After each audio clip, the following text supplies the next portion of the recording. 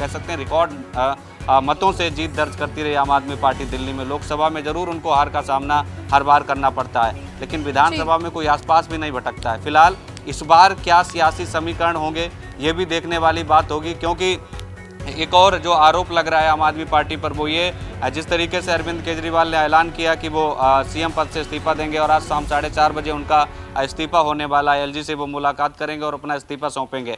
लेकिन एक जो सवाल हर जगह घूम रहा है, हर कोई जानना चाहता है, जब एक तरफ मुख्यमंत्री ने कह दिया कि मैं और सिसोदिया जनता की अदालत में जाएंगे, वो तय करेंगे, वो मुझे इंसाफ देंगे कि हम कितने बड़े कट्टर ईमानदार हैं। लेकिन बड़ी चीज़ ये है, अरविंद केजरीवाल को जो जमानत मिली है, शर्तें तो वो बाद में भी लागू रहेंगी। जब दिल्ली में सरकार मान लिया दोबारा आ भी जाती है आम आदमी पार्टी फरवरी में, शर्तें तो तब भी सुप्रीम कोर्ट की या 2 जजों की बेंच की वो लागू रहेंगी जो अभी लागू हैं। तो कुल मिलाकर सरकार बन भी जाती है आगामी चुनाव में, तो स्थितियां उस समय भी चुनौतीपूर्ण होंगी। फिलहाल अभी मामला कोर्ट में पेंडिंग है। और दूसरी बड़ी चीज़ है, ईडी मामले में उन्हें जमानत मिली है, सीबीआई मामले में अभी हाल ही में जमानत मिली है।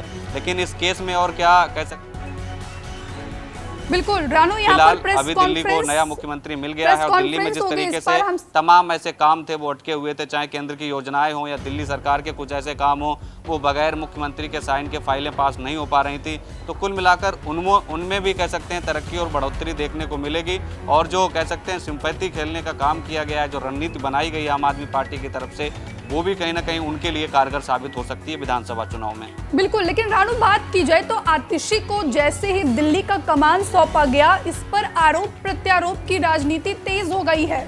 जो बीजेपी माफ कीजिएगा, जो दिल्ली बीजेपी के प्रदेश अध्यक्ष वीरेंद्र सचदेवा, उनका कहना है कि आम आदमी पार्टी चेहरा बदल सकती है लेकिन चरित्र थोड़ी बदल सकती है।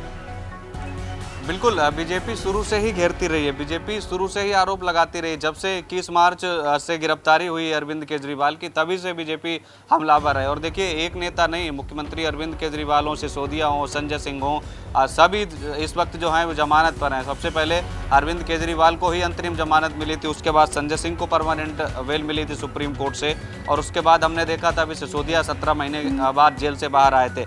लेकिन अब अरविंद केजरीवाल को जब ईडी और सीबीआई दोनों मामले में जमानत मिल गई है, वो जेल से बाहर आ गए हैं, तो जाहिर सी बात है सियासी उठापटक तो दिल्ली में देखने को मिलेगी। और बड़ी चीज़ यह है रिद्धि, एक चीज़ और समझ लीजिए आप, कि जिस तरीके से आज दिल्ली में नए मुख्यमंत्री का ऐलान हुआ है, आप ये भी समझ लीजिए दिल्ली में आज से चुनाव का भी आगाज हो गया है, क्योंकि अब रैलियां शुरू हो जाएंगी। और जिस तरीके से अरविंद केजरीवाल ने खुद कहा है कि मैं और सिसोदिया जनता के बीच जाएंगे और उनकी अदालत में जाएंगे, वो हमें इंसाफ देंगे कि हम कितने बड़े कट्टर ईमानदार हैं। तो कुल मिलाकर अब आज से रैलियों का जोर शोर भी सुनाई देगा। दिल्ली की जो 70 विधानसभा की सीटें हैं वहाँ पर, तो कुल मिलाकर अब तैयारी हो गई है चुनाव की।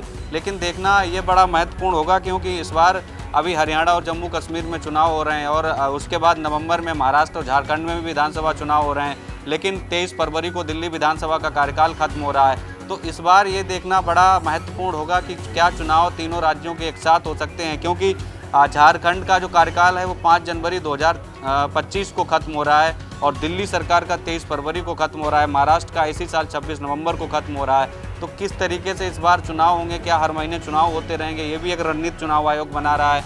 दूसरी इधर इस्तीफा भी हो गया है, नए मुख्यमंत्री का ऐलान हो गया है, तो चुनाव आयोग भी एक्शन में है। कोई बड़ा फैसला लिया जा सकता है दिल्ली चुनाव को लेकर। और आम आदमी पार्टी तो कह रही है, अरविंद केजरीवाल तो कह रहे हैं कि अगर आपको डर लगता है बीजेपी वालों को या किसी दूसरी संस्थाओं को या आयोग को, तो वो नवंबर में ही चुनाव करा दें, अगले महीने चुनाव करा दें।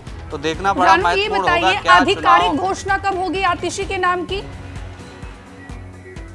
देखिए, विधायक दल की मीटिंग में फैसला लिया गया है कि आतिशी जो हैं दिल्ली के अगले मुख्यमंत्री होंगे, और अरविंद केजरीवाल ने प्रस्ताव रखा है। सभी विधायकों ने इस प्रस्ताव पर अपनी मोहर लगा दी। और बड़ी चीज़, जहाँ तक आधिकारिक ऐलान की है, थोड़ी देर में एक बड़ी प्रेस कॉन्फ्रेंस होने जा रही है, और वो प्रेस कॉन्फ्रेंस जो है सौरभ भारद्वाज उसको लीड करेंगे, संबोधित करेंगे, मीडिया को ब्रीफ करेंगे, उसी में ऐलान होगा।